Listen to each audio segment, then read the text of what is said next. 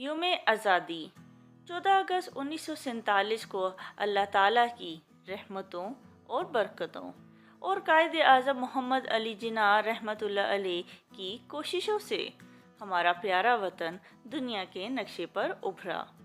یہی ہمارا یوم آزادی ہے۔ یوم آزادی پر پوری قوم خوش و خرم ہوتی ہے۔ ہم اللہ کے حضور ملک کی سلامتی اور بقا کے لیے دعائیں کرتے ہیں۔ گھروں، اسکولوں، دفتروں، دکانوں اور بازاروں کو رنگ برنگی جھنڈیوں سے سجایا جاتا ہے اور چراغاں کیا جاتا ہے۔ مسجدوں اور گھروں میں وطن کی خوشحالی اور سلامتی کے لیے دعائیں کی جاتی ہیں، نوافل ادا کیے جاتے ہیں، آزادی جیسی نعمت کا شکر ادا کیا جاتا ہے۔ بچے، بوڑھے، عورتیں اور مرد سب ایک دوسرے کو آزادی کی مبارکباد کے پیغام دیتے ہیں۔ اس روز ٹیلی ویژن اور ریڈیو پر قومی اور ملی نغمات، ترانے، گیت اور ڈرامے دکھائے جاتے ہیں۔ جلسے اور جلوس منعقد کیے جاتے ہیں۔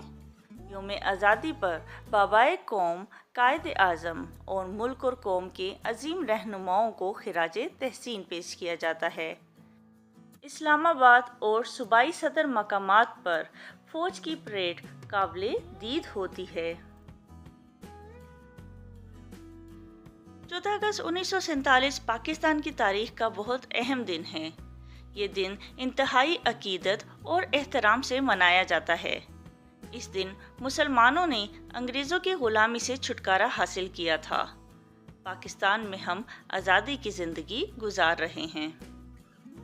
ہے جرم اگر وطن کی مٹی سے محبت، ہے جرم اگر وطن کی مٹی سے محبت، یہ جرم سدا میرے حسابوں میں رہے گا۔